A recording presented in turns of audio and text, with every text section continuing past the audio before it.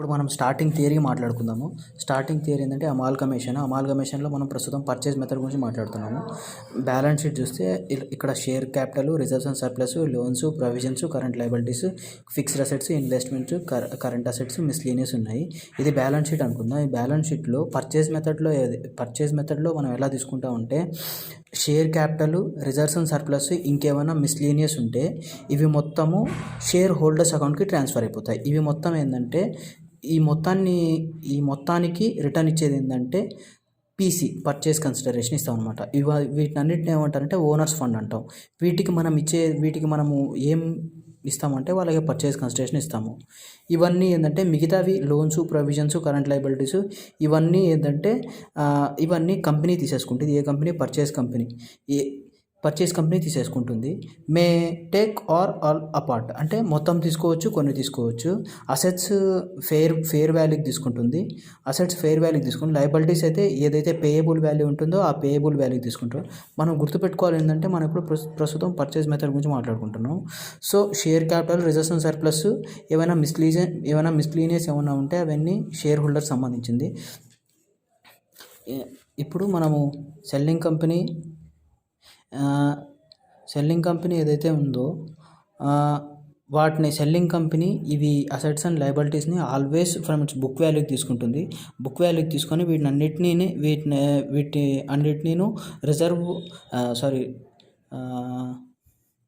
Selling company వీటన్నిటిని realisation అకౌంట్కి transfer చేస్తుంది. ఇప్పుడు సెల్లింగ్ కంపెనీ గురించి చూద్దాం. సెల్లింగ్ కంపెనీ బ్యాలెన్స్ షీట్ అయితే ఇలా ఉంది చూడండి. ఈక్విటీ వచ్చేసి 1 lakh ఉంది. లోన్స్ అయితే ఏం లేవు. కరెంట్ లయబిలిటీస్ ఒక 3 lakhs ఉన్నాయి. ఫిక్స్డ్ అసెట్స్ ఒక 4 lakhs ఉన్నాయి. మొత్తం అసెట్స్ వాల్యూ 4 lakhs ఉంది. ఇట్లా లయబిలిటీస్ సైడ్ 4 lakhs ఉంది. సో బ్యాలెన్స్ షీట్ బ్యాలెన్స్ అయింది.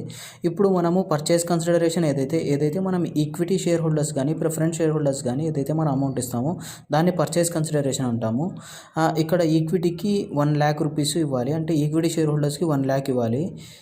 ఇక్కడ చూస్తున్నాం మనం ఈక్విటీకి 1 lakh ఇవ్వాలి. If PC is actual PC అంటే ఏంటంటే క్వశ్చన్లోనే ఇచ్చేస్తాడు అనమాట. వాళ్ళకి ఇన్ని షేర్స్ ఇస్తున్నాము అది ఇదని దాన్ని యాక్చువల్ పీసీ అంటాము. ఒకవేళ క్వశ్చన్లో ఇవ్వలేదంటే దాన్ని రీజనబుల్ పీసీ ఏంటంటే నెట్ అసెట్స్ మెథడ్. మొత్తం అసెట్స్ ఏవైతే తీసుకుంటాడో దాంట్లోంచి లయబిలిటీస్ ఏమైతే తీసుకుంటాడో దాన్ని తీసేస్తే కనుక మనకు వచ్చేది ఏంటంటే రీజనబుల్ పీసీ. ఆ రీజనబుల్ పీసీలో మనం గుర్తుపెట్టుకోవాల్సింది ఏమంటే గుడ్ విల్ కానీ క్యాపిటల్ రిజర్వ్ కానీ రీజనబుల్ పీసీలో రాదు, యాక్చువల్ పీసీలో వస్తుంది. ఒకవేళ యాక్చువల్ పీసీ 1,80,000 ఉంది, అతను ఇచ్చింది 1 lakh పీసీ. మనము యాక్చువల్గా మన బ్యాలెన్స్ షీట్లో వాళ్ళ వాల్యూ 1 lakh rupees ఉంది. అది గ్రేటర్ దాన్ 1 lakh కంటే ఎక్కువ ఉందన్నమాట. వాళ్ళ షేర్స్ 1 lakh ఉంటే మనం 1,80,000 ఇస్తున్నాము. అప్పుడు మనం దాన్ని ఏమనుకుంటామంటే గుడ్ విల్ అనుకుంటాం. మనం ఎక్కువ ఎందుకు పే చేస్తున్నామంటే ఫ్యూచర్ ఎస్టిమేటెడ్ ప్రాఫిట్స్ కోసము వాళ్ళకి మనం ఎక్కువ పే చేస్తున్నాం. ఇక్కడ చూసినట్లయితే మనకు బాగా అర్థమవుతుంది. Because paying extra amount for the future profits కోసం ఎక్కువ పే చేస్తున్నాము. ఈక్విటీ అనేది యాక్చువల్ కంటే తక్కువ ఉంటే,